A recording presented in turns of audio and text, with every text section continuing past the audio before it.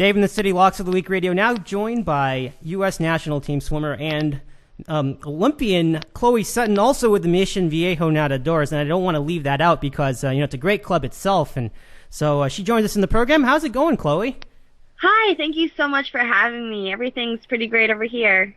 That's great. I know you're back at it with the workouts and everything. You came off of a wonderful performance at the Indy Grand Prix.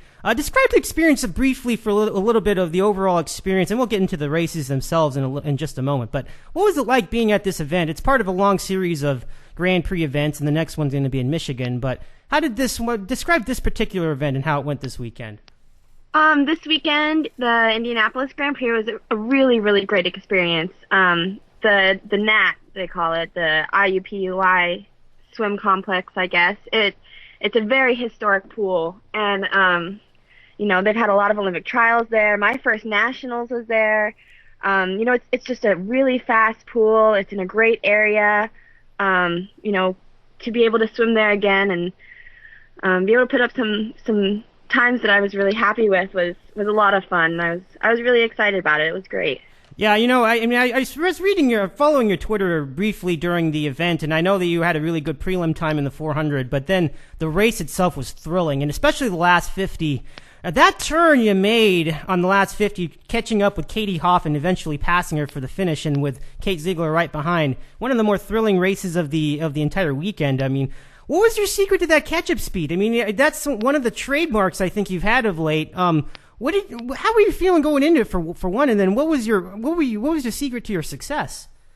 Oh man, we train so hard in practice, and my coach, his name's Coach Rose, he always expects us to really have a last 50 that's really strong, and particularly at this swim meet, he wanted me to really work on that last 50 and the back half. He wanted me to try to negative split as many of my races as I could.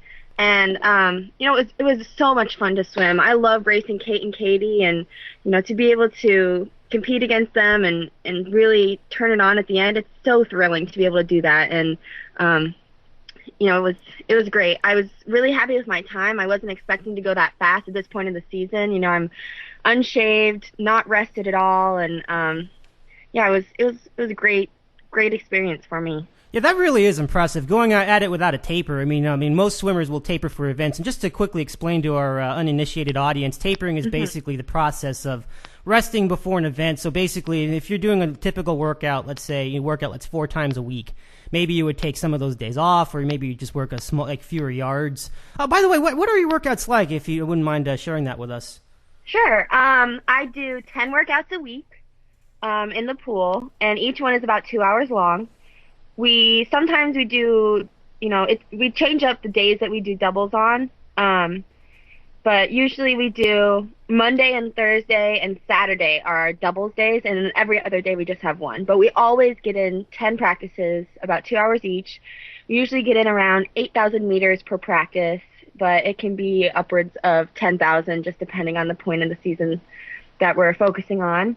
And then I also have a personal trainer that I work with 3 times a week for an hour and a half each time, and that's Monday, Wednesday, and Friday. So it's a really good schedule that I have going, and it's challenging, and I mix it up a lot with the things that we do, and I have great coaches and trainers that really help me to get to where I am. Oh, absolutely. The dedication is what leads to success oftentimes. This is no different from other sports. And Chloe Sutton joining us in the city, so here in the city and Locks of the Week Radio. I'm Dave Medina, and then in the next day of the Grand Prix, you went right back at it again in the 800. Similar finish. 50. The last 50 was basically where you forged ahead. You were basically in dead heat with the same cast of characters, Katie Hoff and Kate Ziegler, right at it. But you did it again. Now, doing it with a 400 is one thing, but doing it after 800, after the previous, let's say, 750 yards.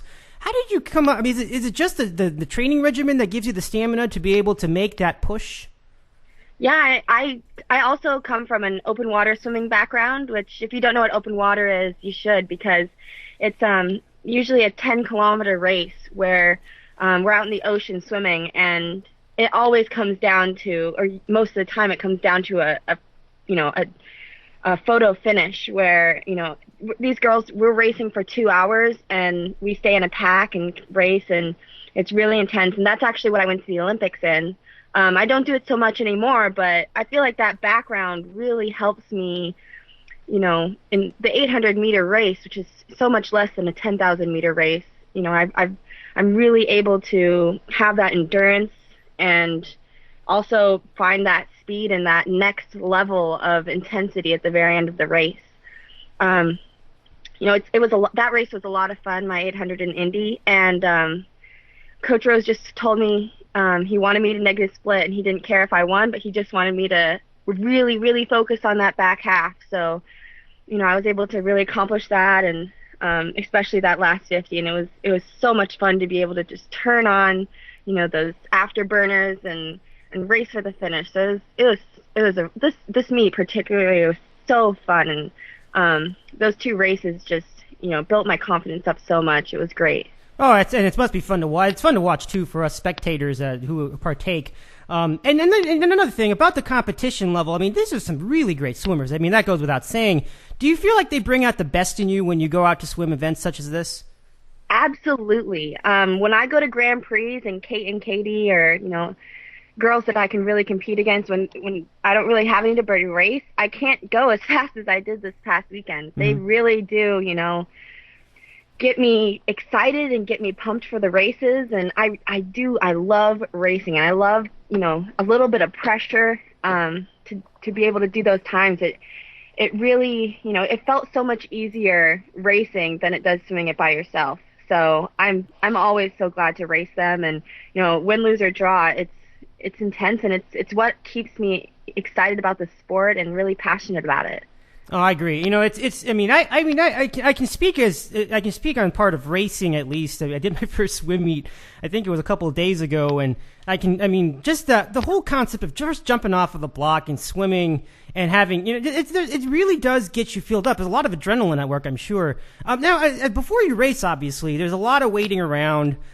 So do you have the privilege of listening to like music on your iPod, for example, when you race? And if you do, what kind of music do you listen to get yourself ready to go? I don't listen to too much music at swim meets. I do a little bit, you know, I like just the popular stuff with a really good fast beat that's going to keep me excited and, you know, up and pumped and stuff like that. I really, you know, the thing that I like to say is happy swimmers swim fast. And I really just love to talk to my friends and laugh, and like in the ready room, I really just like to talk to everybody and have a good time and really absorb everything that's going on around me, cheer for my friends, and I try to have a lot of fun at swim meets and not get too into my head, because, you know, I want swimming to always be fun, and when I do get really into my head and nervous and serious about it, things tend to not go as well. So it's nice that I swim fastest when I'm having a good time, because it really makes it a lot more fun and a lot easier. Chloe Sutton, our guest in the City Locks of the Week radio. And speaking of people you talked to, tell me about some of the people you've met at these swim meets. Obviously, you're meeting some of the best of the best. Any persons in particular that stand out to you? Well, I've been on the national team since I was 14 years old, and, you know, I've traveled with Michael Phelps and Ryan Lochte and Natalie Coughlin, and, you know, been teammates with them for so long, and it's so interesting, and it's so cool, and it's so inspiring to be able to see all these amazing athletes and you know, really learn how they conduct themselves and the way that they train, and it really pumps me up every time that I'm able to meet these people and see the way they do things, and, you know, really aspire to be one of those big names like Michael Phelps and Ryan Lochte and Natalie Coughlin and Rebecca Stoney, and you know, I really look up to a lot of them, and you know, it is really inspirational to watch them swim. And being at the Olympics and being able to be up in the stands with Team USA was the coolest thing anybody could ever imagine doing. And, you know, that's when I have a tough day at practice, being able to remember what it was like and want to be there again. It's you know, the best thing. Oh no! I mean, I mean, it's always a dream. It's the American dream. I think. I mean, absolutely. I mean, when you were growing up, I mean, you would watch the Olympics, and you'd see guys, great swimmers, and I guess when you were growing up, gee, let me think. Probably Amanda Beard, Amy Van Dyke. Am I right? Is that about right? Yeah. And a lot of them are still, around today. Mm-hmm. Dana Dara Torres. She's on the team still, and I watched her growing up, and Jason Lezak and, Michael Phelps and all these names that I grew up admiring and thinking of as superheroes. I'm now competing with and against. Even Katie Hoff, I remember watching her at the Olympics in 2004 and just being so in awe of her, and now being able to compete side by side with her. It's amazing, and it's really just so special. And it's just like, I mean, it's always when sorry to kind of fall so apart. Well, I mean, I think it's something that it's sort of like you almost wonder. It's almost like an alternate reality in a way, because you're thinking about these people that you see on TV and they're very famous, but then when you're with them, it's like, wow, I've really made it. I mean, making that first attempt in that first Olympics, which was about 2008 in an open water event, as you told me before. Yeah. I mean, the thrill when you found out that you made the Olympics. I mean, describe that feeling. How was that to you at the time? I'm gonna go a little emotional or corny, I guess, on this one. There's a story I like to tell about my realization that I made it. How at 11:11 or when you blow out the birthday candles or the first star you see at night, you make a wish. Ever since I was probably about 10 years old, I'd wish I want to go to the Olympics. That was just automatic. I did it for, I guess 6 years or longer before I actually made it. And, it became a habit for me to automatically go, I want to go to the Olympics whenever somebody said make a wish. And one night after I'd gotten home from the Olympics, because it took so long for it to really sink in that I was going, and then once I was there, it just all happened so quickly that I didn't really feel it until I got home. And I was riding in the car with my mom one day, and I saw, it was at night, and we saw the first star. And she goes, oh, look, there's the first star, make a wish. And my mind automatically went to, I want to go to the Olympics. And I turned to my mom and I go, oh my gosh, I just made a wish, but it was the same wish that I've been wishing for so long. And I'm going to have to change my wish now because it's come true. And that was just the big realization for me, was that I had to change my wish because what I'd been wishing for my whole life had come true. And it was, it's the best feeling in the world to be able to say that you've done that. And even though I still have so far to go and I still have big dreams that I want to accomplish, in 2012 and in 2016, to just have been able to go and have that experience under my belt, it's the most amazing thing anybody could ever imagine. And for all those youngsters out there, or people who are aspiring to go to the Olympics, or dreaming to go to the Olympics, and it's one of your goals, keep pushing for it because it's worth it. Oh, it's really an inspirational story. Yeah, it's really awesome. And there are certainly other goals. For example, winning a gold medal would be an awesome. For event. Sure. Yeah, I still have a pretty similar wish, but now I added a little bit to it. That's pretty cool. Chloe Sutton, our guest in the City Locks of the Week radio.